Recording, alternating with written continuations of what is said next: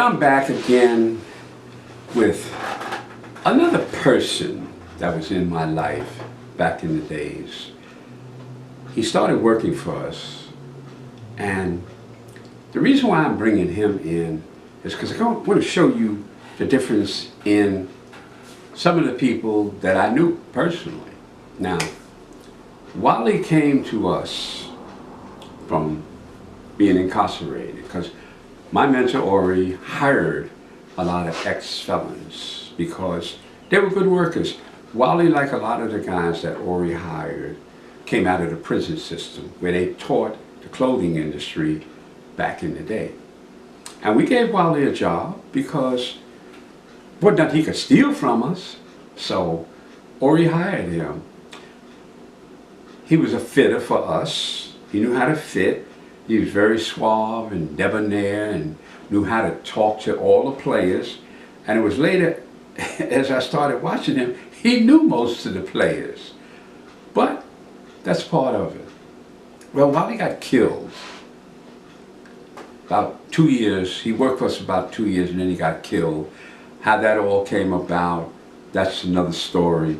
The reason why I say it's another story, because it was one of those unsolved mysteries that was never solved. But I created a series, I'm creating a series of murder mysteries, of unsolved mysteries that are now getting solved by my new detective. They'll be out soon, but I already wrote a book about Wally and that. But let me describe Wally. Wally was, I was about, I'd say 23 or 4 when I first met Wally. Wally was about 28, 29. But Wally came from a very affluent black family. Now, I say that to say is that Wally's father was a doctor. And Wally looked like he should have been a doctor, or could have been a doctor if he wanted to. Light skin, curly hair. His family, and he grew up on Riverside Drive. Now, Riverside Drive back in those days, and still is, was the very affluent area of Harlem. Riverside Drive area.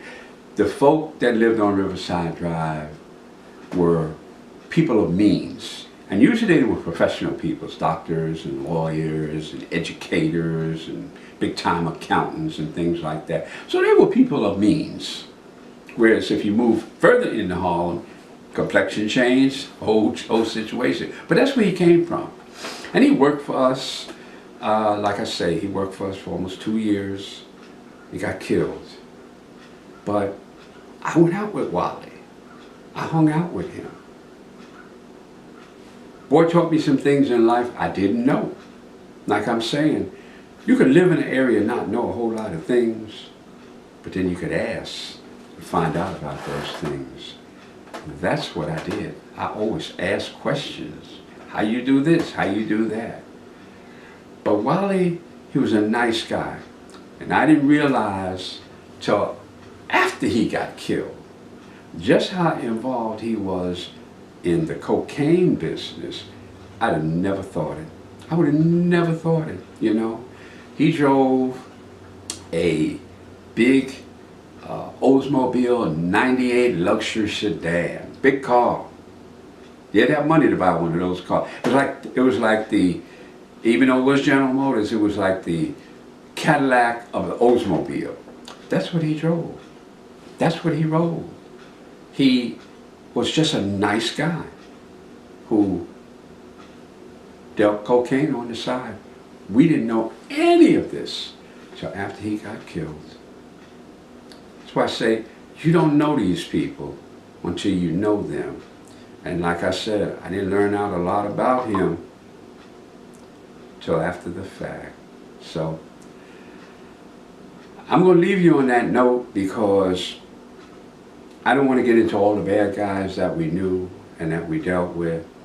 I just want to bring him into the picture because he worked for us. And he died while working for us. How he died, you'll be able to read about that in my book about him. He'll be the first series of my series of murder mysteries that I'm coming out with. So I leave you on that note, knowing that there's a lot of people who we think we know, we don't know. And if you grew up in Harlem when I did, and you look back at all the people that come in and out of your life, that you think you knew something about them, and you really don't know. That's why I bring you guys these stories about people, just regular people, who lived another side of life. And I was blessed to see a lot of that other side of life. Brother from Harlem, with the high school education, bringing you another character in my life. I'll bring you some other types of people, but I'm mainly going to start now talking about how Harlem was changing over and how the world around Harlem was changing over. So, the brother from Harlem with the high school education saying, farewell, my friends. Blessings to you. I'll be back.